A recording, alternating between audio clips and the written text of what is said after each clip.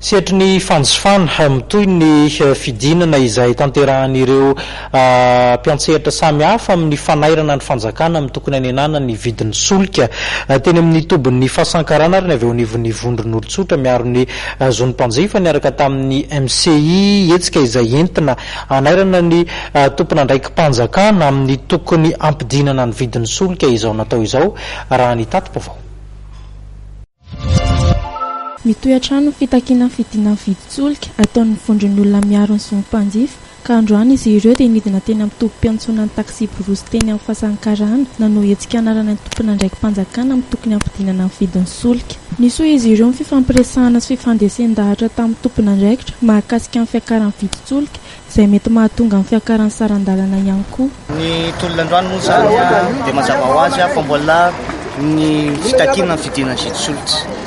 Ny efa hitantsika moa zany fa efa niara-dalana tamin'ny vondron'ny MCI ary niara-dalana tamin'ny RNDC mpiaro-zony mpanjifa ny ireo vondron'ny mpitatitra ny urbaine. Eto zay zany zao manolo antsika eto dia eto amin'ny zotra nasionaly izahay nanao négociation zahay androany tamin'ireo tompona andraikitra teto amin'ny zotra nasionaly izay mampitoy Antananarivo menatrimo rehetra intsy. Hitantsika eo zany ngamba fa hoe nanaiky zareo fa anisan'ny fototra mampiatatra nyity vidim-piainana indrindra moa zany eto taksi borosy dia mifray zany ny fiakaran'ny vidin-solika io. Tsy misy tombony ho an'ny mpitatitra kosa ny vola azo amin'ny fitaterana raha izao vidin-solika izao araka ny nambaran'ny mpamily. Efa-jato sy 4 arivo le gasoil le frais iainanay amin'izao 50 sy 700 arivo. Vola zao ihany le frais. Zavatra anankiroa zany. Midina le gasoil na miakatra le frais raha ny tombontsoa ampitatitra manokana ny tadiavina. Gasoil nefa rehefa midina 50 ariary dia alefa amin'ny télé. Rehefa miakatra 50 ariary tsisy mandeha amin'ny télé fa ny gazety ihany mamoaka an'io. 703 ariary ny vidin-solika amin'izao fotoana izao.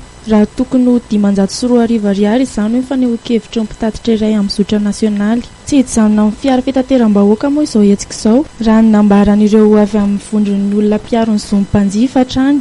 Fa itoy ny hetsika amin'ny fiaran'olotsotra sy moto izay samy resy lahatra amin'ny fahalafosan'ny vidin-solika amin'izao fotoana izao. Isy ihany koa ny fihaonan'ny mpiaro ny zony mpanjifa miaraka amin'ny ministeran'ny angovo sy ny akoran'hafa raha ampitso manoloana ity resaka vidin-solika ity.